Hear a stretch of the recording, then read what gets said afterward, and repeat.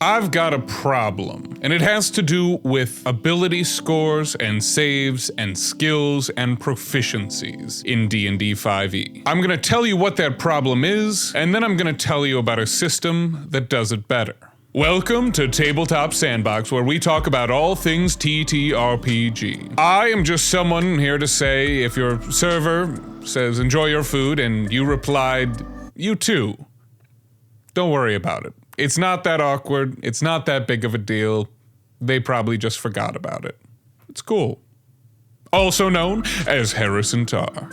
Now, my problem with 5e. It has to do with ability scores and saves and skills and weapon and armor and tool proficiencies, and how basically everything on that list has a question of whether or not you're proficient in it and is a completely separate roll. You can end up with rolling checks for practically 100 different things if you stat out your character to be a skill monkey. The way the system is designed of having a separate proficiency for every weapon and every skill, save, tool, it just makes a disjointed and overcomplicated rule set. On the other hand, Blades in the Dark provides a streamlined alternative that just makes sense. Instead of 6 ability scores, they have 3 attributes. And within each of those attributes, there are actions. Within the attribute of Insight contains all your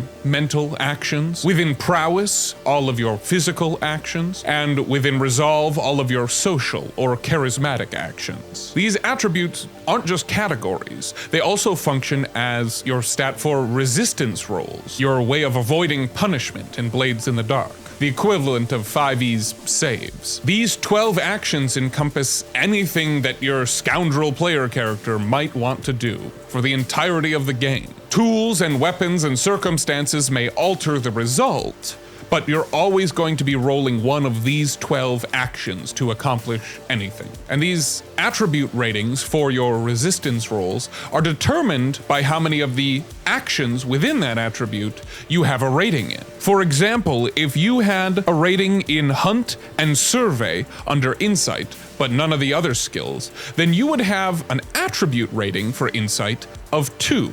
Because you have at least 1 pip in each of those actions within it. If you had a rating of 1 or higher in Hunt, Study, Survey, and Tinker, that means that you have an attribute rating of 4 in Insight. And that determines your attribute rating for resistance rolls, at least according to Insight. Now, this is a very streamlined system compared to the kind of bloated system of proficiency within 5e. And the fact that there are 4 skills within each of these 3 attributes make this system just perfectly balanced, as all things should be. Now let me be clear, especially after some of the comments I got on the video I did on Cairn. I don't like this better than the way 5e is because it's simpler or less rules. I like it because it's more efficient. It accomplishes all the same things that D&D 5e does with its bloated system of saves and skills and ability checks and all of that, but it does so in a much tighter, cleaner rule set. Anyway, that's my hot take for the week. Make sure to subscribe if you want to see more like this, and comment if you disagree with me below. Good night, mortals. I love you. That wasn't awkward. Get out of here.